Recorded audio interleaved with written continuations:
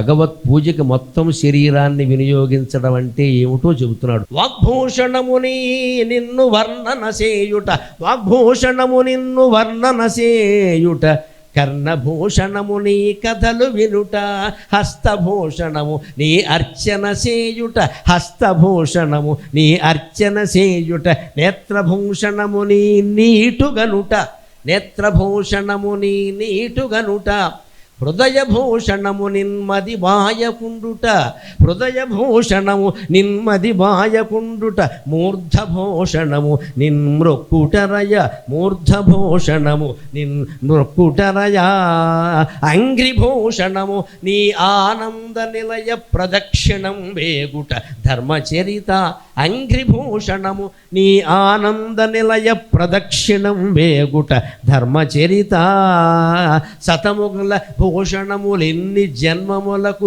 ఇవియగావే, శతముగల భూషణములు ఎన్ని జన్మములకు ఇవియ కాకుండా ఇంతకంటే ఏమిదో ఇంతకెచ్చు ఏమి దోచు, శతముగల భూషణములు ఎన్ని జన్మములకు ఇవియగాక ఇంతకెచ్చేమి దోచు, మదరిపు విపాల మునిజన హృదయలోల వేణుగోపాల భక్త సంత్రాణశీల. గుళ్ళోకి వెళ్ళడమే కాదమ్మా, గుళ్ళో కొనసాగించిన ఆచారాన్ని మీ ఇంట్లో కొనసాగించాలి. అప్పుడు ప్రతి ఇల్లు దేవాలయం అవుతుంది, ప్రతి దేహము దేవాలయం అవుతుంది. జగద్గురు శంకరాచార్య చెప్పినట్టుగా దేహో దేవాలయ ప్రోక్త జీవో దేవ సనాతన అవుతుంది. మన ఇంటిని మన ఒంటిని కూడా దేవాలయం చేసుకోవాలంటే భగవత్ పూజ ఎలా చేయాలో చెబుతున్నారు ఇక్కడ. వాగ్భూషణము నిన్ను వర్ణన చేయుట, కర్ణభూషణము నీ కథలు వినుట. మన వాక్కుకి ఆభరణం తొడిగినట్టుగా వైభవం పట్టాలి అంటే భగవంతుణ్ణి వర్ణించాలి. లౌకికమైన సంభాషణలు మీ ఇంట్లో మానేయమని నేను చెప్పను, ఎవరూ మానలేరు. తగ్గించండి, తగ్గించండి, వీలైనంత తగ్గించండి. ఎంతసేపు పెళ్ళిళ్ళు, ఉద్యోగాలు, పిల్లలు, ఈ గొడవంతా మానేయండి. ఏదో ఒక ఆధ్యాత్మిక గ్రంథం చదవండి, అందులో విషయం మీ భార్యకి చెప్పండి, భార్య చదివితే భర్తకి చెప్పండి, ఇద్దరు కలిసి పిల్లలకి చెప్పండి. 6 నెలల్లో మీ ఇల్లు వైకుంఠంలా మారుతుందమ్మా, అనుమానం ఏం లేదు, వైకుంఠంలా మారుతుంది. పుస్తకాలు చదవండి, పుస్తకాలు చదవండి. ఏదో ఫోన్లు పట్టు కూర్చోకండి. పెద్దాళ్లే చెడిపోతున్నారు, వాళ్ళే పిల్లల్ని చెడగొడుతున్నారు. ఎవ్వడు ఈ ఫోన్ వదండు. పడుకుంటామని పేరు, పడుకుని కూడా మళ్ళీ ఇలా శ్రీ మహావిష్ణువులో దర్శనమే. ఎక్కడికి వెళ్ళుకో, పైకి కిందికి. పుస్తకానికి ఫోన్కి ఉండే తేడా ఏమిటో తెలుసా? ఒక్క మాట చెబుతాను బాగా నాటుకునేలాగా. పుస్తకం చదివితే మనలో ఉండే చెత్త బయటికి పోతుంది, ఫోన్ చూస్తే బయట చెత్త అంతా మనలోకి వచ్చింది. ఇదే తేడా. ఎక్కడో కేరళలో ఏదో జరిగింది, అమెరికాలో ఏదో జరిగింది, అంబాజీపేటలో దూడసంత జరిగింది. నీకు అవసరమా? ఎవడో పంపాడు ఇక్కడ. అదే ఒక ఆధ్యాత్మిక గ్రంథం. మామూలు అన్ని గ్రంథాలు చదవమని దేవుడు పుస్తకాలు చదివేవాళ్ళే రేరుగా. అసలు ఒక ఆధ్యాత్మిక గ్రంథం చదవండి. రామకృష్ణ మఠం వారు వేసిన పుస్తకాలు చదవండి, ఎంత బాగుంటాయి. ఒక్క పుస్తకం, ప్రతి ఉపనిషత్తు ఏది 80 పేజీలు దాటకుండా వేశారు వాళ్ళు. మొత్తం 20 ఉపనిషత్తులు వేశారు. ముఖ్యమైన 10 చదవండి, దశోపనిషత్తులు. సులభమైన ఉదాహరణలతో చెప్పారు. పడుకునే ముందు పెట్టుకున్న సమయం ఒక అరగంట, 9 నుంచి 10 వరకు అరగంట, ఒక గంట చదివి పడుకోండి. ముందు మంచి కళ్ళు వస్తాయి, మిగిలిన కళ్ళు చాలా మంచి వస్తాయి. ఎందుకు? మనసు ప్రశాంతంగా మాట. అప్పుడు అంతేకాదు, మీరు కూడా వర్ణన చేయగలుగుతారు. గుళ్ళో కడితే దేవుడు ఎంత బాగున్నాడు, దేవుడు ఎంత బాగున్నాడు. అసలు వెంకటేశ్వర స్వామి లాంటి అందమైన దైవాన్ని చూసినప్పుడు వేరే కోరికలు ఎలా వస్తాయండి? ఆయన చూడడమే పెద్ద కోరిక కదా, ఇంకేం కావాలి? ఆయన్ని వర్ణించడం పెద్ద కోరిక కదా. అన్నమాచార్య వర్ణించాడు, త్యాగరాజు వర్ణించాడు, బాలమురళి లాంటి వారు పాడారు, సుబ్బలక్ష్మి గారు లాంటి వారు పాడారు. వారి పాటలు వింటుంటే మనం వర్ణించినట్టు కదా. పైగా మనకు ఎంత ఉపకారం చేశారు వాళ్ళు. ఆయనలా మనం పాడలేము, త్యాగరాజులా మనం రచన చేయలేము. మనం రచన చేయకుండానే, మనం పాడకుండానే ఆ పాటల మాధుర్యం అంతా అనుభవించగలుగుతున్నామంటే వాళ్ళకంటే అదృష్టవంతులు ఉండే మనం, వాళ్ళకంటే అదృష్టం. వాళ్ళు పాడిగానే అనుభవించలేకపోయారు, రాసిగానే అనుభవించలేకపోయారు. దానికోసం జీవితాలు త్యాగం చేశారు. మన ఊరికే ఫోన్లో ఓ నొక్కి అవన్నీ పెట్టుకుని పడుకుంటున్నాం. We are very lucky, we are very lucky. వాళ్ళ అన్ని పాటలు మనం వెళ్ళగలుగుతున్నాం. ఆ అదృష్టాన్ని ఎందుకు పోగొట్టుకోవాలి? దరిద్ర ఫోన్ పట్టుకుంటారు ఏమిటండి ఎక్కడ చూసినా సరే. 90 ఏళ్ల వాడికి ఇదే గొడవ, 9 ఏళ్ల వాడికి ఇదే గొడవ. నిజమైన వాక్కుకి భూషణం ఏమిటంటే స్వామిని వర్ణన చేయడం. భగవద్వర్ణన అయితేనే మనం మాట్లాడాలి, మిగిలినవన్నీ అక్కడ. తగ్గించేయి, తగ్గించేయి, తగ్గించేయి. పెళ్ళిళ్ళు అవుతాయి, ఉద్యోగాలు వస్తాయి, పిల్లలు పుడతారు, అన్నీ జరుగుతాయి, అందరూ వెళ్ళిపోతారు కూడా పైకి. ఏం పెద్ద విషయం కాదు ఇది. దాని గురించి మాట్లాడుకోగల ఎంతసేపు ఇక్కడ. వాళ్ళు అన్నీ బాగానే ఉన్నాయి కానీ చిన్నది, ఆ చిన్నది ఎందుకు, అన్నీ బాగానే ఉన్నప్పుడు ఈ చిన్నదాన్ని గొడవ ఎందుకమ్మా ఇక్కడ? ఇది పెద్ద పెంట, ఈ జన్మ వదలదు ఇది. 99 బాగున్నాయి కదా, ఈ ఒక్కదాన్ని ఎందుకు భరించలేకపోతే? అంటే నీకు ఎంత అహంకారం అంటే అన్నీ బాగానే ఉండాలి, ఏది లోటు ఉండడానికి వీళ్ళ. నీకోసం వెంకటేశ్వర దిగి రావాలి. ఇప్పుడు ఆయనకు కూడా అన్నీ బాగోలేవండి. మీరు గుళ్ళోకి వెళ్ళి వెంకటేశ్వరం చూడండి, గడ్డ మీద మచ్చుంది, ఎందుకుందండి? వెన్నపూసేకైనా సరిపోలేదు ఇక్కడ. చాలా దయనీయమైన విషయం. మా స్వామివారి త్యాగానికి ప్రతీక. గొల్లవాడు కొట్టాడు, ఆ దెబ్బ తగిలింది ఇక్కడ. ఆ మచ్చ ఎప్పటికీ అలాగే ఉండాలని స్వామివారు నిర్ణయించడం వల్ల అది ఉందమ్మా. ఎందుకు ఉండాలి? మచ్చ చూడగానే మనకి ఏమనిపించాలంటే దానికి వెన్న పూసేద్దామా, వెండి మచ్చ, ఈ దరిద్రపు ఆలోచన కాదు ఇక్కడ. ఆ మచ్చ ఎందుకు వచ్చింది? గోవు స్వామికి పాలిచ్చింది శ్రీనివాసుడుగా ఉన్నప్పుడు పుట్టలో ఉంటే. గోవు పాలిస్తే గొల్లవాడు కొట్టాడు. గొల్లవాడు తప్పు చేయలేదండి, ఆయన ధర్మం ఆయన చేశాడు. గోవు అడ్డమైన వాళ్ళకి పాలిస్తే ఊరుకుంటే గొల్లవాడు ఎందుకు ఎక్కడ? యజమాని ఊరుకుంటాడా? అందుకే నీ ఇష్టం వచ్చిన వాళ్ళకి పాలిస్తున్నా, కింద ఎవరు ఉన్నారో ఆయనకు తెలియదు, ఆయనకు అనవసరం, దేవుడైనా అనవసరం, ఆయన డ్యూటీ ఆయన చేశాడు, ఒక దెబ్బ ఇచ్చాడు. స్వామి ఎంత దయామయుడు అంటే నాకు పాలిచ్చింది సమస్త చరాచర జీవరాశులు నేను వేణునాదం చేస్తే నా దగ్గరికి వచ్చేస్తాయి కదా, అలా అనుకోకుండా ఈ గోవు నా దగ్గరికి వచ్చి పాలిచ్చింది, దాని తప్పే ఉంది మూగజీవి. ఈ గొల్లవాడు కొడుతున్నాడు, నాకు పాలిచ్చినందుకు కొడుతున్నాడు కాబట్టి ఆ దెబ్బ నేను పడాలి కదా అని స్వామి ఆ దెబ్బను భరించాడమ్మా. అది గడ్డం మీది మత్స, అది గడ్డం మీది మత్స. ఇప్పటికీ దానికి మాసిపోకుండా అర్చకులు వెన్నపోసి ఎందుకు రాస్తారు అంటే మీరు కూడా ఇతరుల కోసం త్యాగం చేయండి, త్యాగం చేయండి, త్యాగం చేయండి. కనీసం మనకు ఉపకారం చేసిన వాడికి ఆపద వస్తేనే మనం ఆదుకోవాలి కదా. గోవు తనకు ఉపకారం చేసింది స్వామివారికి, దాన్ని ఆదుకుందుకు తన శరీరాన్ని అడ్డం పెట్టాడా లేదా? లేచి శ్రీనివాసుడు మనం గుళ్ళోకి వెళ్ళి దండం పెడతాం కానీ ఎవరికి ఉపకారం చేయమండి? మనకు ఉపకారం ఎవడన్నా చేసినా కూడా వాడికి 100 ఎకరాలు ఉన్నాయి, మనకు ఆ మాత్రం ఇస్తే ఏం పోయిందని ఎదవ మాట మాట్లాడతాడు ఇక్కడ. వాడికి 100 ఎకరాలు ఉంటే నీకు ఎకరం రాయాలని ఏమైనా ఉందా ఇక్కడ? ఎందుకు రాయాలి? ఎవరి దగ్గర అప్పు తీసుకుంటాడు, జమీందారు దగ్గర ఇవ్వడు. ఎందుకు ఇవ్వలేదంటే మనమే దొరికామేటి, ఊళ్ళో బోడంత మందికి ఇచ్చాడు, అడగమని ఇక్కడ అన్ని కోట్లు ఉన్నాయి, మూలుగుతున్నా, నీకెందుకమ్మా ఆ గొడవ? అప్పు తీసుకున్నావా లేదా? వాడు కోటీశ్వరుడైనా కూటికి లేనివాడైనా అప్పు నువ్వు చెల్లించాల్సిందే ఖచ్చితంగా. తప్పుతున్నావంటే భగవద్ద్రోహివి, భగవద్విరోధివి. ఎందుకు తీసుకున్నావు అప్పు? అప్పు ఇచ్చినప్పుడు వాడు దేవుడా, అడిగితేనేమో దయ్యమా? వాడి కుటుంబం నడవద్దా? ఇదే మన లోకంలో పెంచుకోవాల్సిన ప్రవర్తన. స్వామివారి వర్ణన అంటే అటువంటివి చూస్తే ఎంత వర్ణన. కర్ణభూషణముని కథలు వినుట, మీలో ఎంతమందికి చెవులకు ఆభరణాలు ఉన్నాయో నాకు తెలియదు, నాకు కూడా లేవు అని సభలో ఎందుకంటారంటే రెడ్డి గారు చేయిస్తారని ఒక ఆశ. నాకు కూడా లేవు ఈ ఆభరణాలు, కానీ నేను ఏం చెబుతానని మీరు ఎక్కడికి వచ్చారు? ఈవేళ మన చెవులన్నిటికీ దుద్దులు, కుండలాలు, ఆభరణాలు ఏమిటి అంటే ఈ మొత్తం పద్యాలన్నీ మనకు ఆభరణాలే ఖచ్చితంగా. అది ఆభరణంగానే ఈ కుండలాలు ఏముందండి? గట్టిగా బజార్కి వెళ్ళేవనుకో ఎవడో కుండలం లాక్కెళ్ళమ్మా చెవి కోసేస్తాడు, కర్మ. లేకపోవడమే మంచిది, చెవేనా ఉంటుంది కనీసం. చెవి ఉన్నది వినపడాలి కానీ కుండలాలు బండలాలు దీనికి ఎక్కడ? నిజమైన ఆభరణం ఏమిటంటే మన చెవికి స్వామివారి కథలు వినడం. హస్తభూషణము నీ అర్చన చేయుట, గుళ్ళో చేయండి అవకాశం ఇస్తే.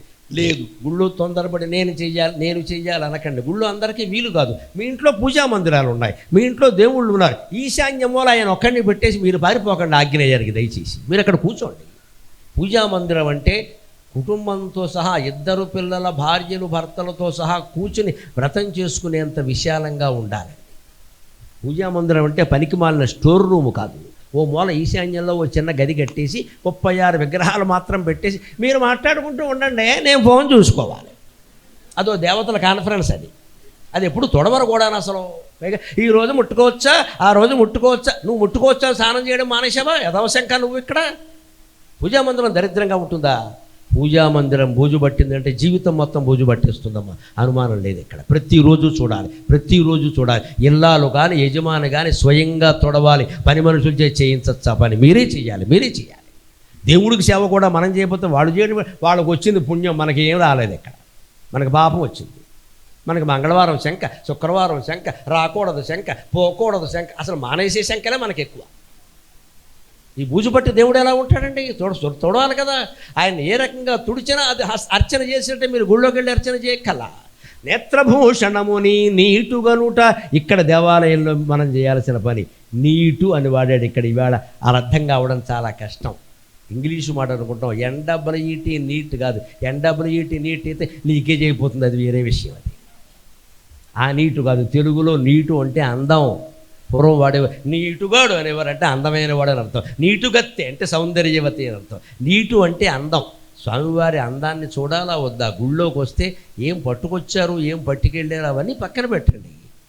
కళ్ళజోడు కూడా లేకుండా స్వామివారి సౌందర్యాన్ని చూడగలిగితే అంతకంటే అదృష్టవంతుడు లేడు నిజంగా. సరే, మన కర్మ కళ్ళజోడు పోన్లేండి. ఆయనకి చతుర్భుజాలు ఉన్నాయి, మనకి చతుర్నయనాలు ఉన్నాయి. నష్టమే ఉంది, 4 కళ్ళు ఉన్నాయి కదా. చూద్దాం హాయిగా, చూపించినంతసేపు చూద్దాం. మనం చూపించేది 5 నిమిషాలే కదా ఇక్కడ, కాబట్టి 10 నిమిషాలు చూడనిస్తారమ్మా. తిరుపతి వెళితే మహాలఘు దర్శనం అంటే మెడబట్టికి ఎంటడం, ఇంకేముండదు అక్కడ. వెళ్ళిపోమండమే ఎక్కువ రమ్మనేవాడి కంటే. రమ్మనేవాడు వెంకటేశ్వర ఒక్కడే, వెళ్ళిపోవడానికి 100 మంది ఉంటారు అక్కడ. చూడనిచ్చారని నిన్నేమన్నా ఇక్కడ మీకు ఇక్కడ మదీనాగూడలో ఇక్కడున్న ఆలయంలో అరగంట సేపు చూసినా ఎవరు కాదన్నమ్మ, మరీ జనం రద్దీగా ఉంటే తప్ప. ఆ దివ్యమంగళ స్వరూపాన్ని చూడడం ఉందే, అది మన నేత్రాలకు ఆభరణం. ఎంతసేపు చూడగలిగితే అంతసేపు చూడాలి. ఇంతకంటే వేరే దర్శనం ఏదైనా ఉందంటే అప్పుడు ఈ కళ్ళు ఖచ్చితంగా లోకంలో, సంసారంలో శుభాన్నే చూస్తాయి, అశుభాన్ని చూడవండి ఖచ్చితంగాను. ఇంకంతకంటే గొప్ప మాట, అన్నిసార్లు గుళ్ళోకి రావడం కుదరదు, అర్చనలు కుదరవు, కానీ ఎప్పుడూ కుదిరేది, పడుకున్నా కుదిరేది, స్నానం చేస్తున్నా కుదిరేది, అన్నం తింటున్నా కుదిరేది ఒకటి ఉందండి. హృదయభూషణముని మదిబాయకుండుట. మనస్సుకి ఆభరణం ఏమిటి అంటే ఎప్పుడు నమ శివాయ, నమో నారాయణాయ, శ్రీమాత్రే నమః ఇలా ఏదో ఒక నామాన్ని మనస్సులో స్మరిస్తే ఎవరైనా కేసెట్టారా?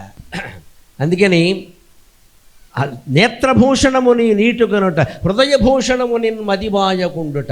మన మనస్సులోంచి ఆయన వెళ్ళిపోకుండా ఉండాలి అంటే నిరంతరం నమో నారాయణాయ, నమో నారాయణాయ, కేశవ నారాయణ మాధవ గోవింద విష్ణు మధుసూదన త్రివిక్రమ వామన శ్రీధర ఋషికేశ పద్మనాభ 24 నామాలు ఉన్నాయండి. నీకు ఇష్టమైనవి 4 జపించలేవా? పైగా 24 ఒక లెక్కండి.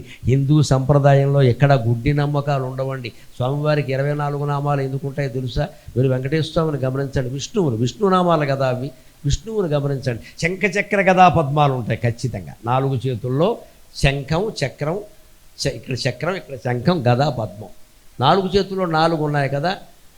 పెర్ముటేషన్స్ అండ్ కాంబినేషన్స్ ప్రకారం, గణిత సూత్రం ప్రకారం ఈ 4 చేతుల్లో ఉండే ఆయుధాలు రకరకాల స్థానాలుగా మారిస్తే సరిగ్గా 24 భంగిమలు ఏర్పడతాయండి. అవే 24 నామాలుగా మనకు అందించి.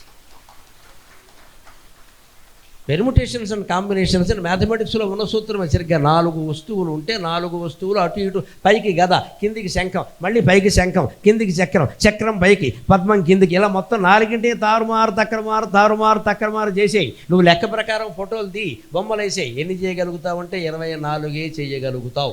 25 నువ్వు చేయలేవు. 23 చేసావు అంటే 1 తగ్గింది, ఏదో లెక్క తప్పింది.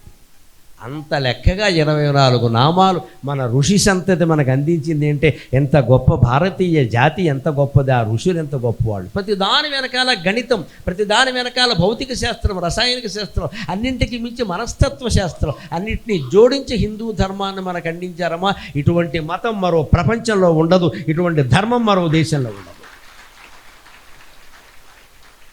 అటువంటి స్వామిని హృదయంలో మనం ధ్యానిస్తే ఎప్పుడు మన దగ్గరే ఉంటాడు. నువ్వు అర్చన చేయక్కలేదు, అభిషేకం చేయక్కల, ఏం చేయక్కల, నువ్వు స్మరించలా నేను ఉంటాను. దత్తాత్రేయ స్వామి చరిత్రలో చెబుతారు. ఆయన మంత్రం ఏమిటో తెలుసు? స్మర్తృగా మీసను అవతు, స్మర్తృగా మీసను అవతు. స్మరించినంతనే భక్తులు హృదయంలో ప్రవేశించే దత్తాత్రేయుడు నన్ను రక్షించునుగాక. దాని అర్థం అది, స్మర్తృగామి. మనం స్మరించామంటే మన దగ్గరే ఉంటాడు. అంత తేలికైన ఉపాయం ఉండగా ఎందుకు స్మరించలేకపోతున్నాం? రకరకాల వంకర మాటలన్నీ మాట్లాడుకుంటాం, రాజకీయపు చర్చలన్నీ చేస్తాం, పేపర్లో చదివే పెంట వార్తలన్నీ చదివి వినిపిస్తాం, లేదు ఫేస్బుక్లో చూసే పెంట విషయాలన్నీ చర్చిస్తాం. వాళ్ళు విడిపోయారట, వీళ్ళు కలుసున్నారు. నీకెందుకు వాళ్ళు విడిపోతే? మీరందరూ కలిసి ఉన్నారు కదా, ఊరుకోరాదా? ఆ చరిత్ర నీకు దేనికి? దానికి ఏమి కారణం? నేను అడిగాడు ఎవడైనా కారణం ఇక్కడ? ఇవన్నీ చర్చిస్తామండి. దీని బదులు చేయాల్సింది ఏమిటి అంటే మూర్ధభూషణముని మృక్కుటరయా. ఈ తలకాయకి భూషణం ఏమిటంటే పెద్ద కిరీటం కాదండి. మూర్ధం అంటే ఈ భాగం.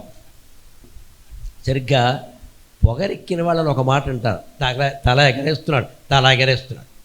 ఎవరైనా పెద్దవాళ్ళు, తల్లి తండ్రి గురువు అలాంటి వాళ్ళు మాట్లాడుతున్నప్పుడు మనం కాలి మీద కాలేయకూడదు, కాలి మీద కాలేసి కూర్చోకూడదు. అంతేకాదు అనకూడదు. ఇక్కడ అలా ఉంచుకుని వినాలి, తల ఉంచుకుని వినాలి. అది పద్ధతి. దుర్యోధనుడికి హితోపదేశం చేస్తుంటే మైత్రేయుడు వినకుండా తొడ మీద కాలేసి అయితే ఏంటి అన్నాడు. ఇక్కడ వెంటనే మైత్రేయుడు గొళ్ళు మండి, వెధవా, కాలిమి కాలేసావా, తొడ ఎగరేస్తున్నావా, నేను నీ మేలు కోరి చెబుతుంటే నీకు ఇంత నాటకంగా ఆ తొడ మీదే కొట్టి భీముడిని చంపేస్తాడన్నాడు. సత్యానంతే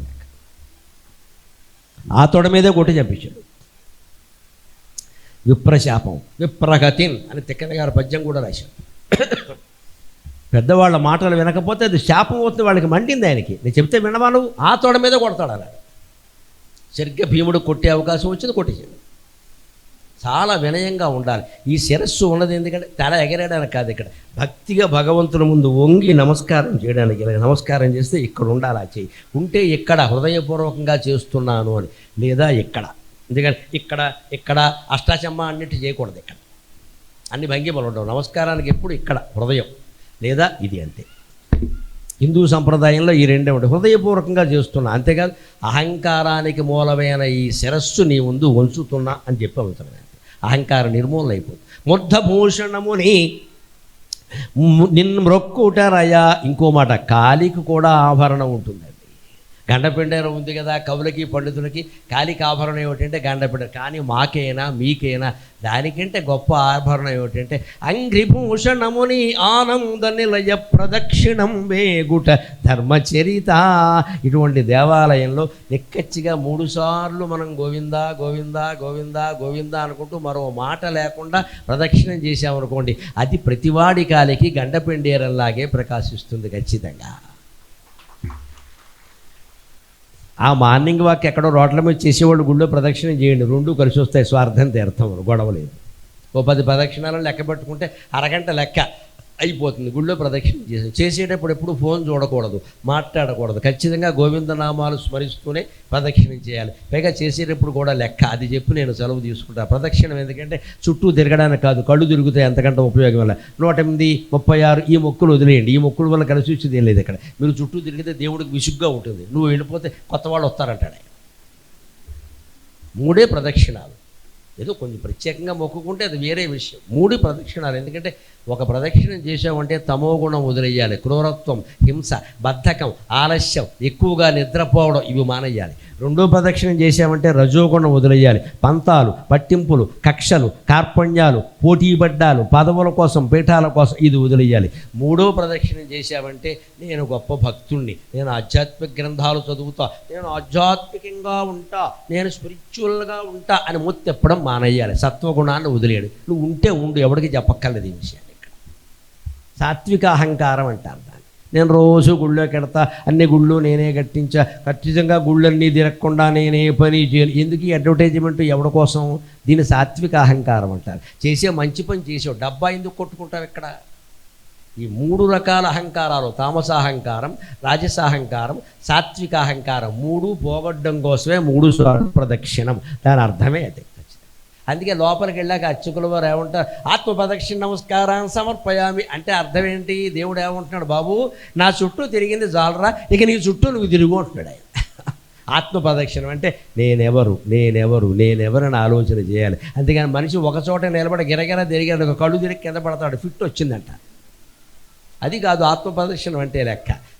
శారీరకంగా మన చుట్టూ మనం తిరుగుతాం, కానీ ఆత్మజ్ఞానం పొందాలి. నేనెవరు పడుకునే ముందు ఒక 5 నిమిషాలు ఈ శరీరం నేనేనా, మనస్సు నేనేనా, బుద్ధి నేనేనా, ఇంద్రియాలు నేనేనా అని ఆలోచిస్తే జగద్గురు శంకరాచార్య బోధనల ప్రకారం ఇవేవీ మనం కాదని, ఆత్మగా నేను అని ప్రకాశిస్తున్న నేనని అదే శ్రీ వెంకటేశ్వర స్వామి అని అర్థమవుతుంది. మదరిపు విపాలముని జన హృదయలోల శతముగల భూషణములు ఎన్ని జన్మములకు ఇవి కాకుండా ఇంతకెచ్చేమీ గలదు. శాశ్వతంగా ఉండేటువంటి భూషణాలు ఇన్ని ఉండగా మామూలు నగల కోసం జనం ఎందుకు తాపత్రయపడుతున్నారయ్యా?